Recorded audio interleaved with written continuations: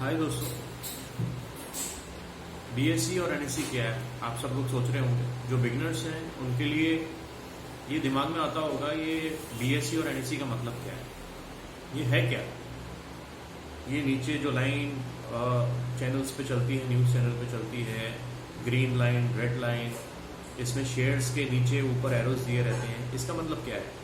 तो थोड़ा सा हम लोग ब्रीफ डिटेल्स में जाते हैं, बीएससी और एनएससी के बारे में समझेंगे। आपको बताऊंगा भी कि बीएससी की स्थापना कब हुई, इसका इन्वेंटर कौन है, और हम लोग को ये सब चीज़ें बेसिक्स पता होना चाहिए। बिगिनर्स को तो बेसिकली पता ही होना चाहिए कि बॉम्बे स्टॉक एक्सचेंज और एनएससी नेशनल स्टॉक एक्सचेंज में डिफरेंस क्या है। तो हम पहला लेके चलते हैं आपको बीएससी के बारे में थोड़ी जानकारी। बीएससी और सेंसेक्स में क्या डिफरेंस है। बीएससी और सेंसेक्स में सिर्फ यही डिफरेंस है, ये सेंसेक्स जो है इसमें टॉप 30 कंपनीज होती हैं और ये रिप्रेजेंट करता है बीएससी को, बॉम्बे स्टॉक एक्सचेंज को। इसमें अलग अलग सेक्टर्स की कंपनियां हैं, जैसे कि सेक्टर्स आप ले लें, ऑटो सेक्टर है, केमिकल सेक्टर है, ऑयल एंड गैस सेक्टर है, आईटी सेक्टर है। तो इनमें से जो टॉप कंपनीज होती हैं उनको सेंसेक्स में लिया जाता है और उनको जो 30 कंपनीज हैं वही मार्केट का बैरोमीटर डिफाइन करती है कि इसको मूवमेंट अप करना है या डाउन ट्रेंड है। तो बेसिकली ये एक बैरोमीटर है जो मार्केट का मूवमेंट दिखाता है 30 कंपनीज के हिसाब से कि मार्केट का ट्रेंड क्या है, आज पॉजिटिव है या फिर नेगेटिव है। तो मार्केट भी इसका सेंटीमेंट्स, मार्केट 3 चीज़ों से चलता है। पहला है इसका सेंटीमेंट्स, दूसरा है उसका ग्लोबल और डोमेस्टिक न्यूज़, तीसरा है उसका ट्रेंड। तो आप जानते होंगे कि जो सेंटीमेंट्स हैं मार्केट का, भी आप देख ही रहे होंगे लेटेस्ट, ये सेंटीमेंट्स उसके निगेटिव रहे हैं क्योंकि रशिया और यूक्रेन वार हुआ, उसके बाद से मार्केट का ट्रेंड निगेटिव ही है, राइट। उसके बाद दूसरा आप देखोगे ग्लोबल और डोमेस्टिक न्यूज़। तो ग्लोबल में आपका रशिया और यूक्रेन वॉर आ गया, राइट। डोमेस्टिक न्यूज़ में आपका देख रहे हैं आप इन्फ्लेशन चल रहा है, और ग्लोबली भी देख रहे हैं आप इन्फ्लेशन पे आरबीआई रेट्स अपना जो है वो इंक्रीज़ कर रहे हैं, राइट। तो इन्फ्लेशन को कैटर करने के लिए, तो ये डोमेस्टिक न्यूज़ है। प्लस ट्रेंड आप देख ही रहे हो कि अगर ये ग्लोबल न्यूज़ और डोमेस्टिक न्यूज़ आप और सेंटीमेंट जो है वो इन 2 चीज़ों के कारण निगेटिव है, तो ये जो पूरी चीज़ें हैं इसके हिसाब से मार्केट भी निगेटिव चल रहा है। तो ट्रेंड आप देख ही रहे हैं निगेटिव कब से है। तो मैं आपको एक छोटा सा एग्जांपल देता हूँ। हम लोगों को बेसिक जो बिगनर्स हैं उन लोगों को जैसे अपना एजुकेशन कर रहे हैं वो लोग, राइट। कोई इंजीनियरिंग कर रहा है, कोई आईटी का कोर्स कर रहा है, कोई बीएससी में है, कोई अलग अलग स्ट्रीम में अपना जॉब कर रहा है। तो बेसिकली बिगिनर्स को सिर्फ यही पता होता है कि मुझे आज अपना एजुकेशन करना है और अपना एक कहीं पोजीशन लेना है, डॉक्टर बनना है या फिर इंजीनियर बनना है या फिर दूसरी पोजीशंस में जाना है। तो जब हम लोग अपना ग्रेजुएशन कर रहे थे तो उस समय हम लोग को इतना आइडिया नहीं था कि ये जो टीसीएस कंपनी है, इन्फोसिस कंपनी है, या फिर रिलायंस इंडस्ट्रीज है, आईओसीएल, बीपीसीएल कंपनी है, तो ये सब मार्केट में लिस्टेड भी है। और ये हम लोग को पता नहीं था। जब वो लाइन चलती थी नीचे टीवी पे, तो कोई अप ग्रीन होता था, कोई बैरोमीटर डाउन होता था, तो हम लोग को समझ में नहीं आता था ये सब क्या है। तो आज जब कोरोना के टाइम पे सारी चीज़ें लोगों को समझ में आया कि भाई ये सोर्स ऑफ अर्निंग सब जगह बंद हो गया था, तो सिर्फ एक बीएससी अक्रॉस ग्लोबल मार्केट्स, सिर्फ ये मार्केट्स ही थे जिनमें लोगों ने अपने डीमैट्स अकाउंट ओपन किए, ट्रेडिंग की और इन्वेस्टमेंट स्टार्ट किया। तो ये सब चीज़ें जो आप आज देख रहे हो, ये आगे के फ्यूचर ग्रोथ के लिए बहुत ज़रूरी है। जब आप एजुकेशन कर रहे हैं तो आपको पता होना चाहिए कि ये जो कंपनीज हैं जो लिस्टेड हैं, जो मैं जिसमें इन्वेस्ट नहीं कर पाया, जिसके बारे में मुझे इन्फॉर्मेशन तो पूरी है, पर मैं अगर आज इसमें इन्वेस्टमेंट करता हूँ तो माइट भी आज मेरी जगह 25 है, तो मैं आफ्टर 50 ईयर्स कितना इसमें ग्रो कर पाऊँगा। तो ये जो कंपनीज अगर आप देखोगे, रिलायंस इंडस्ट्रीज, टीसीएस, इन्फोसिस, ये बहुत पुरानी कंपनीज हैं इंडिया की। तो जब इन्होंने आईपीओ अपना लॉन्च किया, ये कंपनियाँ लिस्टेड हुई बीएससी पे, एनएससी पे, तो आईपीओ के थ्रू इन्होंने अपनी कंपनीज को लिस्ट किया, आईपीओ से इन्होंने पैसा उठाया मार्केट से और इन्होंने अपना डिप्लॉयमेंट किया। तो इन्होंने मार्केट एक्सपेंशन प्लान्स दिखाए कि आईपीओ लिस्ट करने के बाद कि हम लोगों का ये होराइजन है, ये एक्सपेंशन प्लान्स हैं, इस कारण ये कंपनियां ग्रो करती गई। तो आईटी में आप देख रहे हो टीसीएस डोमिनेट कर रहा है पोजीशन, इन्फोसिस है ही, right. Plus oil and gas में आप देखोगे कि रिलायंस इंडस्ट्रीज है,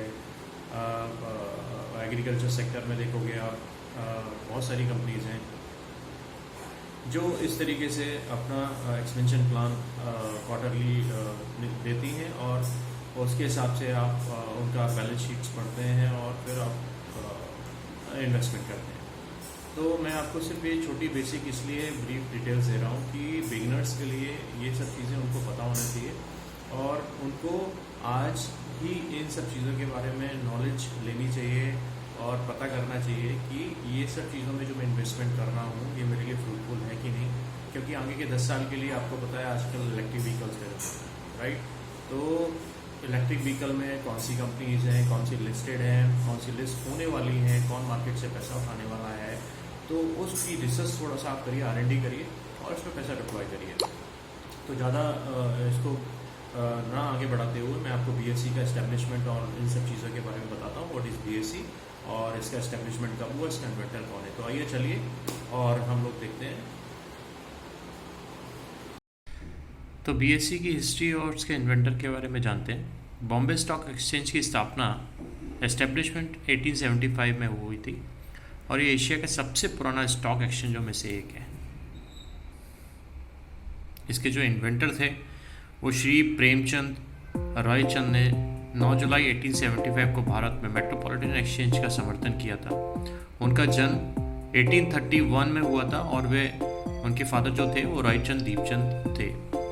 उनके यूथ के बारे में जानते हैं। जब वे छोटे थे उनका परिवार महानगर में स्थानांतरित हो गया और बॉम्बे में एलिफेंट स्टेशन स्कूल में उन्होंने पढ़ाई की। श्री प्रेमचंद रॉयचंद एक्सचेंज के साथ साथ सराफा और कपास के व्यापार में महत्वपूर्ण व्यापारी थे। उन्होंने कपास की फसल से अच्छा मुनाफा भी कमाया। उस समय वे महानगरीय राज्य के सबसे महत्वपूर्ण बॉम्बे बैंक के निदेशक भी थे। उन्होंने कई कॉलेजों में निवेश भी किया। इसके अलावा उन्होंने मेट्रोपॉलिटन यूनिवर्सिटी के साथ कला के उत्कृष्ट छात्रों के लिए उनके नाम पर पुरस्कार की भी स्थापना की। Way the native share and stock brokers association के एक प्रस्तावित सदस्य भी थे, जो वर्तमान में मेट्रोपॉलिटन एक्सचेंज दलाल स्ट्रीट के नाम से भी जाना जाता है और भारत का दूसरा सबसे बड़ा एक्सचेंज भी है।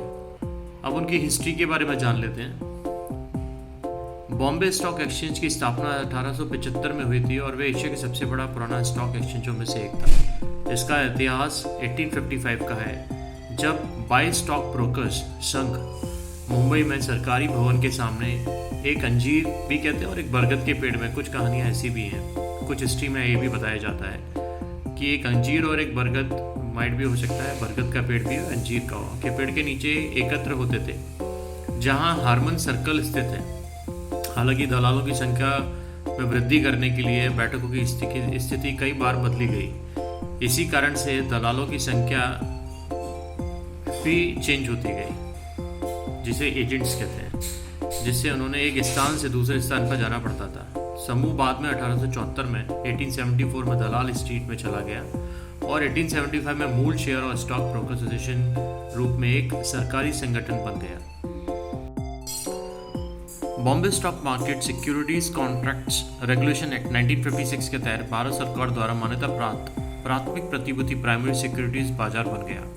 1986 में एक्सचेंज दलाल स्ट्रीट फोर्ड स्थित मुंबई में स्थित फिरोजा जीजाबाई टावर्स में स्थानांतरित हो गया। इसके बाद इसने S&P BSE सेंसेक्स इंडेक्स विकसित किया गया, जिसका अर्थ एक्सचेंज के समग्र प्रदर्शन ओवरऑल परफॉर्मेंस को मापने के लिए BSE नाम दिया गया। BSE पर प्रमुख प्रतिभूति बाजार सूचकांक का नाम BSE 30 या BSE सेंसेक्स है। Bombay exchange float trading exchange में एक डिजिटल ट्रेडिंग सिस्टम में बदल दिया गया, जिसे CMC लिमिटेड द्वारा विकसित किया गया।